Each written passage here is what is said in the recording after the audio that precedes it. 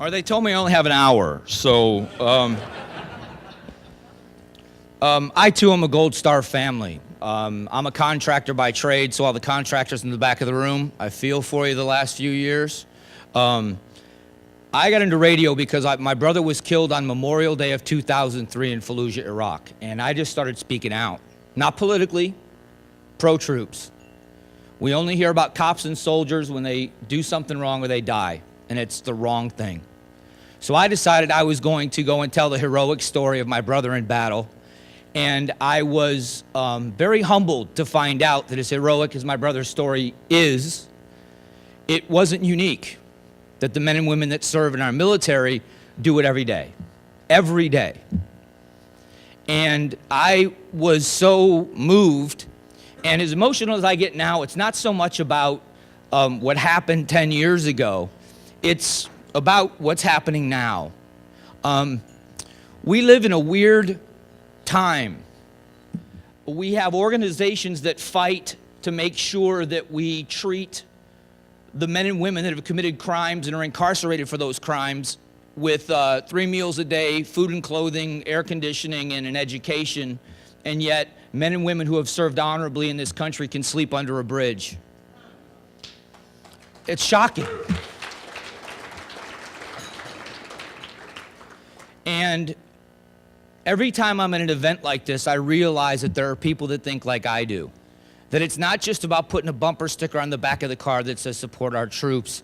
It's about getting off your butt and doing something about it. And I've got to tell you, the organization has really moved me, and they're active. It's not just about getting together and patting each other on the back and let's do something. It really is about kicking each other in the butt and going and doing something. And for me, that's what it's all about. And when someone like Miss Martins talks, the mothers, the Gold Star moms, how do you argue? How do you argue with anybody's grace or talk about someone that's been more graceful than the mothers and fathers of the men and women that have given their lives? There is no greater strength than a parent that's lost a child in battle that then will step forward and say, I'm ready when the next parent comes forward to make sure that I can be there to help them along the way. And how about if we make it easier on the men and women that are serving? To me, that is the ultimate in strength and kindness.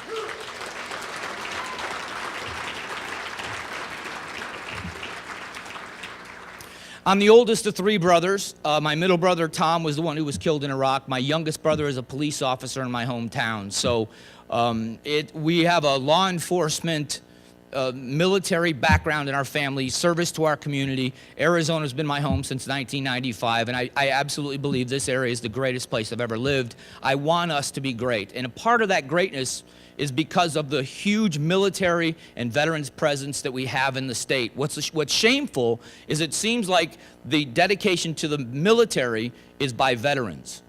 And it's not so, it's almost like it's out of sight, out of mind, which is something I try to change as much as I can. I'll say 2 things, and then I want to introduce the people you came here to hear speak. One is, when my brother was killed, the first group of people that reached out to us were the Vietnam veterans. And there is a man that owns, his name is Tony, he owns a deli in my hometown. I grew up in Southwest Florida, and he owns a deli in my hometown. And he called he got a hold of my brother's phone number. My brother's a cop, unlisted number. He was a little freaked out that someone was able to get the number. But this guy actually called the florists around our town until he could convince one that he really wasn't crazy, he wanted to help. And he called, and I answered the phone, and he said, I'm a veteran. I was in Vietnam. I want to bring something to your family. And he brought my family a tray of food he could barely hold. And he hugged my mom, and he said, when we came home, people spit on us. And I want you to know, we don't feel that way about what your boy did. And he was crying. And it struck me that when you go to events with Vietnam veterans, if they've not met each other before, many times they'll hug each other and say, welcome home. Because they didn't get that from us. And it's kind of an acknowledgement of their service. So these veterans that were treated so horribly by their country step forward a generation later to make sure that this generation doesn't endure what they did. So to the Vietnam veterans, I say, from all of us, welcome home.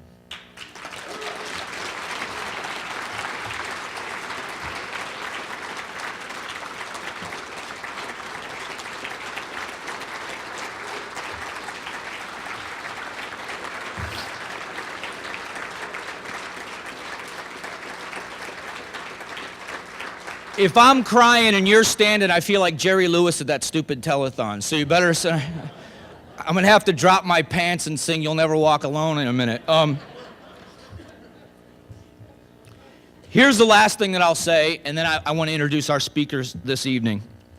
18 months ago, my oldest daughter had a son, and she named him Tom after my brother.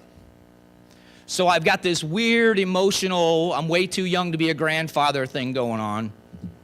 But I look at him and I think, what are we passing on to this generation? Now all of that legacy stuff has a face and a name, and it's my brother's name. And I can sum it up like this.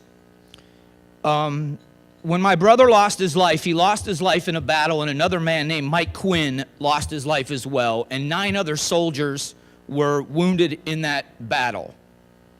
And I've often thought about how difficult it was for them to lose that many people and then go back to work the next day.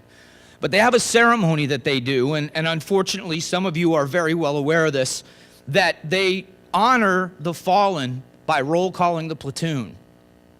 And the platoon will answer when their name is called. And when they get to the name of a fallen soldier, they'll repeat it. So they'll say, Sergeant Broomhead, and it's silent like it is now. Sergeant Broomhead, and it's silent. Sergeant Thomas Francis Broomhead, and it's silent. That's how they honor the fallen. Well, now, in 20 years, when they say Broomhead, when they say Thomas Francis Broomhead, we have one in our family that can answer that call.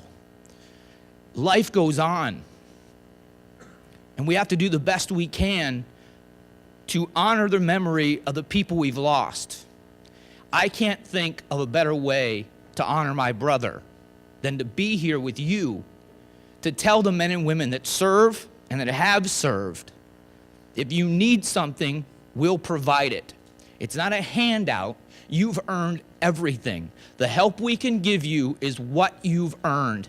On behalf of a grateful nation, we will do anything we can because you've done everything you could for us. And that to me is what this organization does and why it means so much for me to be here and why I'd make a fool of myself and cry in front of you. So that's it.